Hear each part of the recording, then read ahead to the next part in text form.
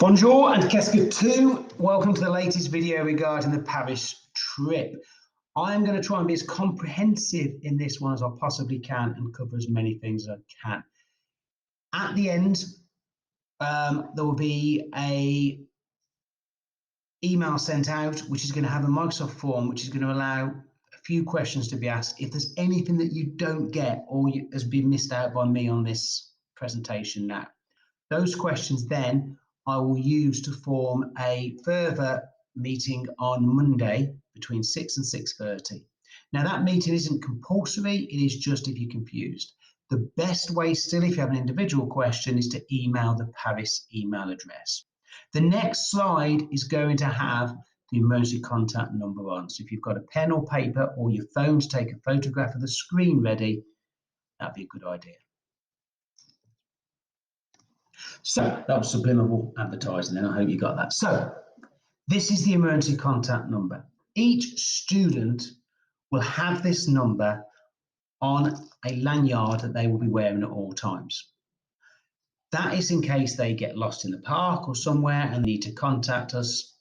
It's easy peasy. They just look and they can make that call, or if they speak to a member of staff on any of the attractions, they can get them to call for that number. So that's what that's on the lanyard for.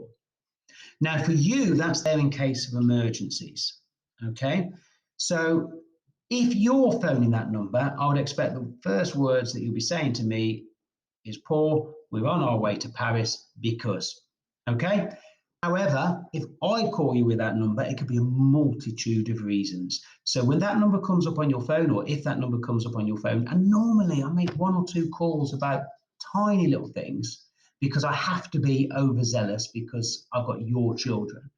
Don't immediately panic and think it's awful, okay? But at least if you see that number, you know what it is, okay?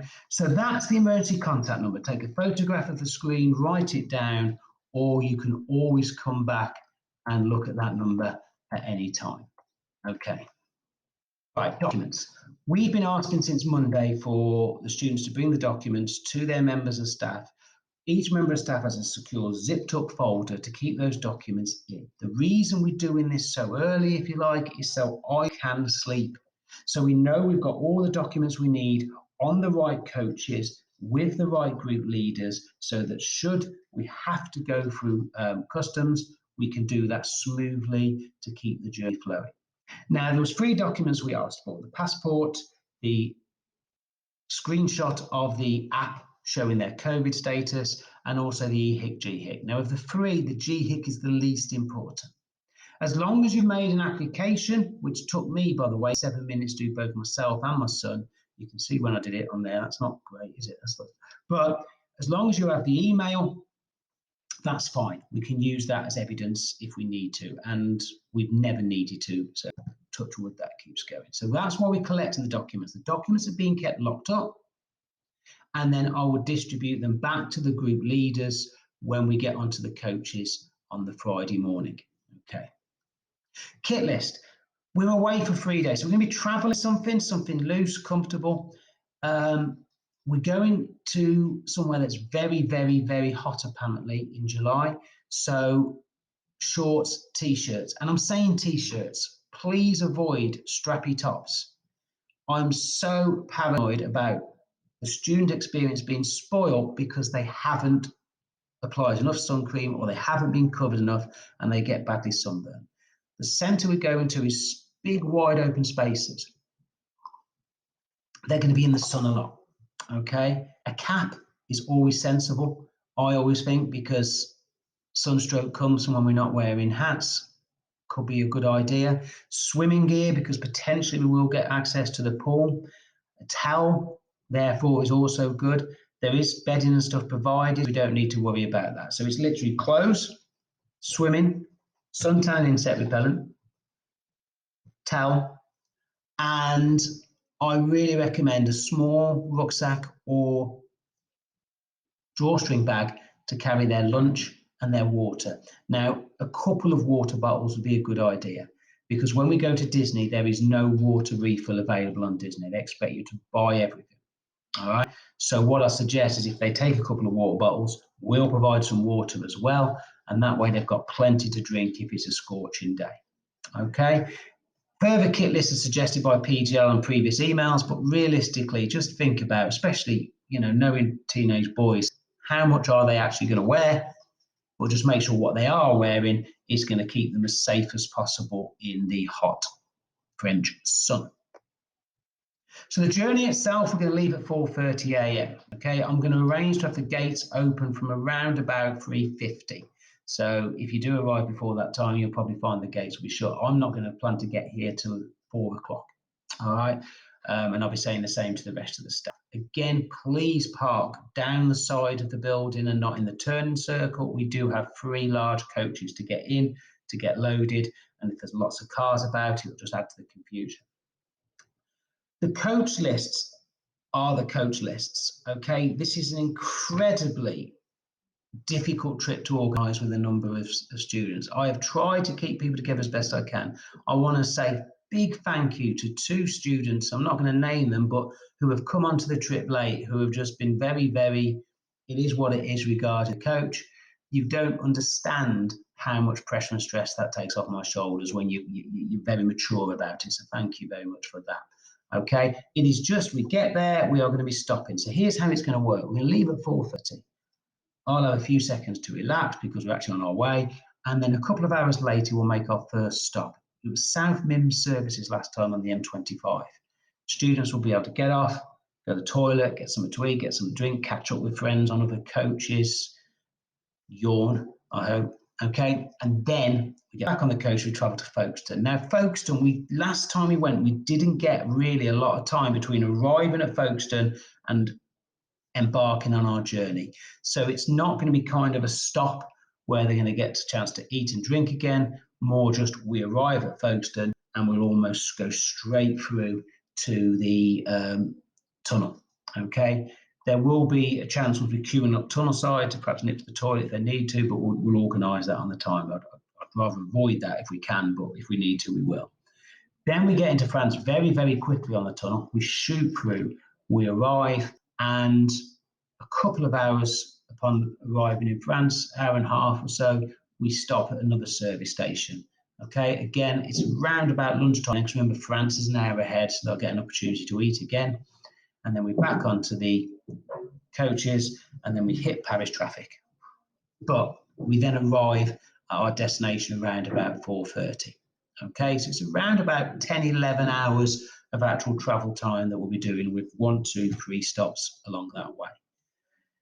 Students will be counted in their groups before boarding the coach. They'll be registered on the coach. They'll be counted every single time we go along. Okay, and we won't leave unless we've got all the kids. I think that's a given. Money. This is down to you. Okay, I'll tell you what I think. So I'm going to give each student 20 euros. I need to order that. 20 euros when we get to Disney. And the reason I've done that, and that's been incorporated into the cost, this is your money. Don't think this is generosity. This is your money. The reason we do that is in the past, students have spent all their money before we got to Disney and suddenly decided they wanted something to eat or drink in Disney and had no cash. So we've kind of taken some responsibility for that, and then we'll give them 20 euros before we go in. How much should they take in addition to that? That's up to you. Personally, I am looking at putting some money onto a prepaid debit card. And the reason for that is the stops in France, they'll be eating at McDonald's most likely, and they'll be using the screens to order it. So they'll need maybe that. I don't want my son using his own debit card because it'll incur charges. So I'm going to put probably 20, 30 euros on that. So he gets those 2 meals covered. And then there'll be a bit of extra cash on the hip. They don't need money because apart from the money needed for the stops at the services, so that's 4 meals, everything else is provided on the trip. So I really wouldn't go crazy and give them hundreds and hundreds of euros because there's not going to be an opportunity to spend it. The only opportunity to get to spend is when we talk about in a moment stopping at a supermarket on the return journey, and then they're most likely going to be buying themselves sweets. Please don't sit at home expecting lovely presents from your children. It's unlikely. So our arrival at the centre will be around about 4:30. We will go and sort ourselves out. They will then have a meal, so they'll get to eat.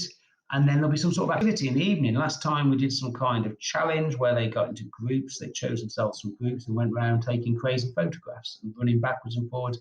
All of this is run by the PGL staff, and it's a great kind of settling activity and try to wear them out a little bit.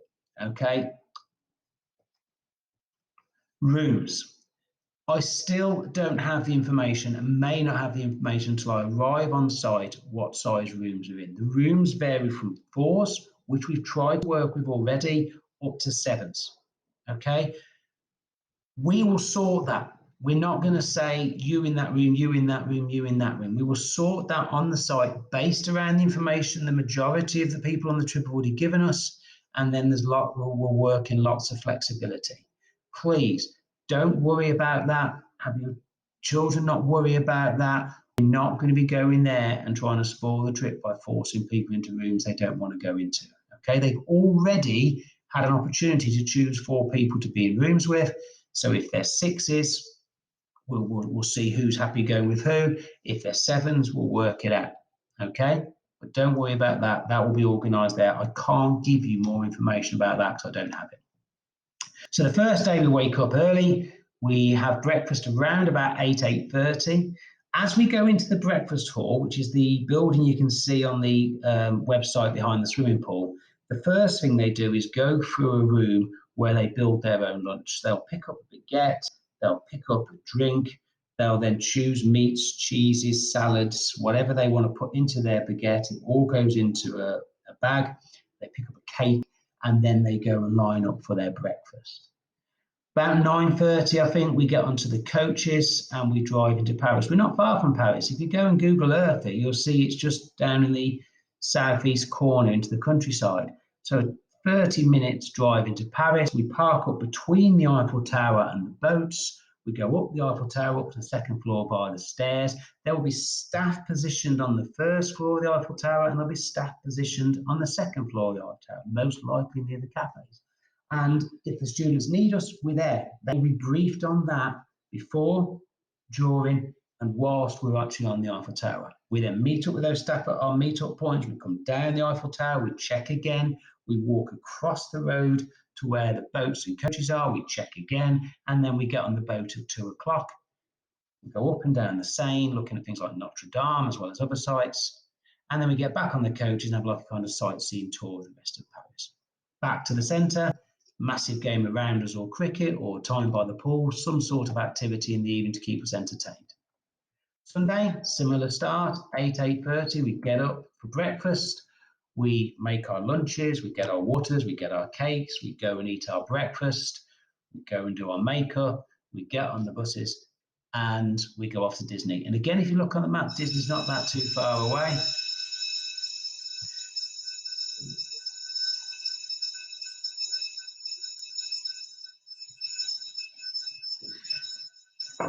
And on both days, making sure before we have breakfast, after we have breakfast, when we're on the coach, we're applying suntan lotion. Okay, come back, and again, we'll be tired that day, but there'll be activities again after our evening meal, and some time, free time for them just to hang out with all their friends across the year, or even make new friends across the year group, which is something we hope will happen. So the return journey, again, up 8:30, go and make our lunch, have our breakfast. By then it's routine to do that. And we get on the coaches for 9:30, making sure we do room checks, making sure we've checked our bags, loaded our bags, and away we go. Now, last time we went, hopefully this time, there'll be in negotiation with the coach drivers, we drove 10 minutes to a Carrefour, which also had a sports shop next to it, and the students had an hour or so to go and buy as many sweets they can to make themselves as hyper as they can for the rest of the journey.